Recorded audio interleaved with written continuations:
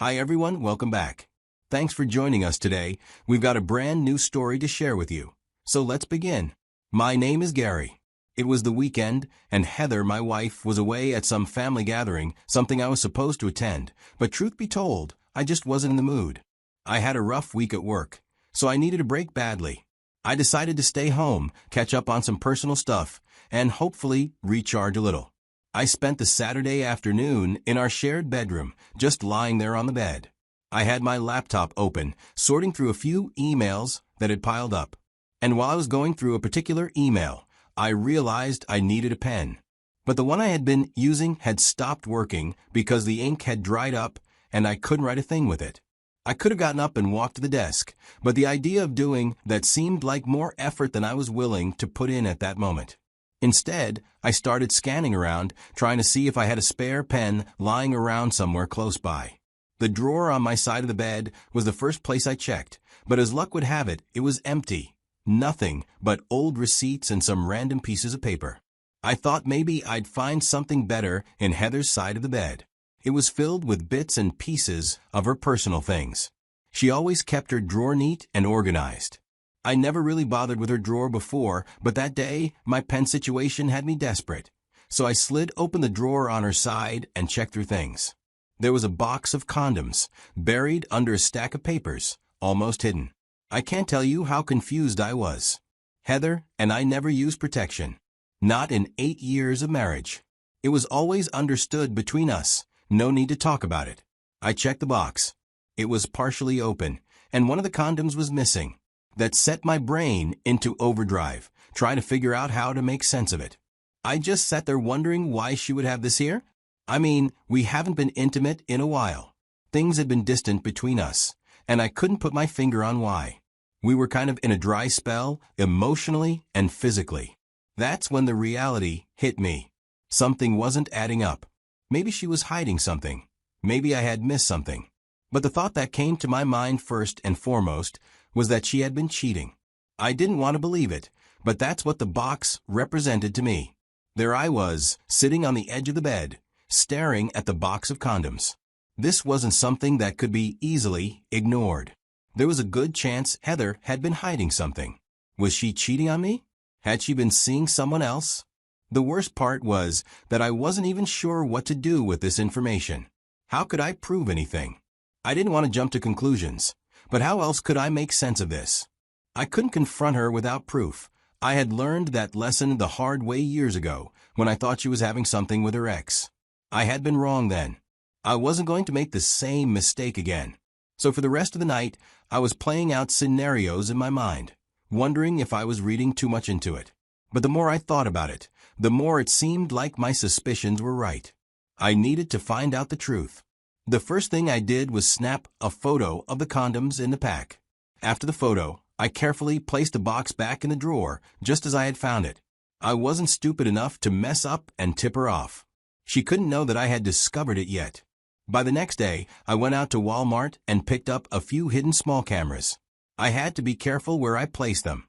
I also grabbed a GPS tracker for Heather's car. If she was sneaking around, I had to track where she was going. I didn't want to make any assumptions. I needed to see it with my own eyes. Back home, I didn't waste any time. I started setting up the cameras in all the spots I knew Heather frequented. I made sure to hide them well, just enough that she wouldn't ever notice. After all, the whole point was for her to walk into the trap without knowing it. Once the cameras were set, I planned to place the GPS tracker in her car, so I waited for her to come home. When Heather walked in that evening, everything seemed normal. I didn't let on that anything had changed. No sudden shifts in my mood. We talked like usual, though I was really just watching her. She told me all about her family gathering, everything from the drama to the small talk. I listened, and it almost made me second-guess everything I had set up. Was I being paranoid? Was I seeing things that weren't there? She didn't sound like someone who was hiding a secret. But then, I wasn't just going to ignore what I'd seen. If anything, this conversation made me more determined to keep going. I couldn't let myself backtrack now. So, we had dinner like we always did. I nodded as she spoke, pretending to be engaged. Every word she said, Every gesture I was dissecting. And yet, she didn't give me any reason to doubt her in that moment. She seemed completely at ease. That night, I went to bed, but my mind was far from calm. If something was going on, I would find out soon enough. For the next month, I kept a close eye on everything. Every day, I'd check the footage from the hidden cameras and track Heather's movements through the GPS I'd secretly installed on her car. But every time I checked, everything seemed fine. She was going to the same places she always said she was: work, the grocery store, or out with her friends. There were no late-night rendezvous, no unexpected detours. The footage from the cameras showed nothing out of the ordinary. It was just her walking around the house, sometimes reading, sometimes cooking. Nothing that screamed cheating. It felt like my mind was playing tricks on me. I had to remind myself that I'd been through a tough few months emotionally, and my judgment might be clouded. Seeing the same boring footage day after day didn't make it any easier. It was as if I were trapped in this cycle of doubt and hope. On one hand, I wanted to believe her. But on the other hand, I couldn't shake the image of that box of condoms buried in her drawer. By the end of the second month, I started wondering if I'd made a mistake. I found myself asking if I had overanalyzed the situation. It's easy to lose yourself in that kind of doubt, especially when everything seems to be so normal on the surface. Every check was leading me to believe she was where she said she was, doing what she said she was doing. By the third month, I found myself checking the cameras less and less. I was getting tired of watching. A part of me wanted to believe that everything was okay, that she wasn't cheating. I started convincing myself that my suspicions were unfounded, that maybe I'd let my mind run wild with no reason at all. It felt like the calm before the storm, but I didn't know if the storm would ever come. This time of silence felt almost like a return to normal. I stopped myself from obsessing over her every move. I suppressed the thoughts that gnawed at me. In some twisted way, I even started to hope I was wrong. By the fifth month, everything seemed to be settling down. My doubts about Heather's fidelity had begun to fade. I hadn't seen anything suspicious on the cameras or through the GPS for months. But one afternoon, I decided to check the condom box again. Something inside me told me to take another look. Sure enough, when I opened it, my heart dropped. Another condom was missing. My suspicions flared up again. I knew what I had to do. I didn't hesitate for a second. I rushed to the camera footage, eager to find an answer, even if I wasn't sure I was ready for it. I started scrolling through hours of clips, feeling the weight of each second. It took longer than I expected to find anything, but when I did, I almost couldn't breathe. I watched as Heather brought a man into our bedroom. It was broad daylight, and I was at work, betraying me in the very space we'd shared our most intimate moments. The footage didn't leave much to the imagination. It was all there. The way he kissed her, how she responded. The way they moved around the room. Every part of it made my skin crawl. It wasn't an accident. It was planned. The emotional impact of that discovery was like nothing I had ever felt. I couldn't bring myself to look away from a screen, but each second felt like an eternity. I had to stop myself from going numb, from letting the shock take over. I composed myself, knowing that confrontation would come. I had to wait for Heather to come home. When Heather walked into the bedroom that day, I told her, "Come here, I want you to watch something." She was already looking at me like something's off. I was as calm as I could be, but inside, my chest was tight. She walks closer, and as soon as she sees it, I see her face change. Her eyes go wide, and she freezes as the video rolls. She tries to play it off. "It's not what it seems," she says, her voice shaky. I can't even tell you how many times she says it. Each time, she's just digging herself deeper, trying to claw her way out of a hole that's already way too deep. But I'm done with that. I don't need explanations anymore. I don't need her to tell me it was a mistake. I've been here before, and I'm not doing that again. I look at her and say, "No, Heather. It's exactly what it seems. I'm done." She's not ready for that. I can see it in her eyes. She steps back like she can't believe I've actually said it. She's crying, begging me to reconsider. "Please, Gary," she says, her voice breaking. "It was a mistake, just a one-time thing. Please don't do this." But I've heard that before. I can't let myself fall for it again. No, it wasn't just a mistake, Heather. I found the condoms 5 months ago. I didn't know what to think, so I decided to find out. I set up the cameras. I tracked your car.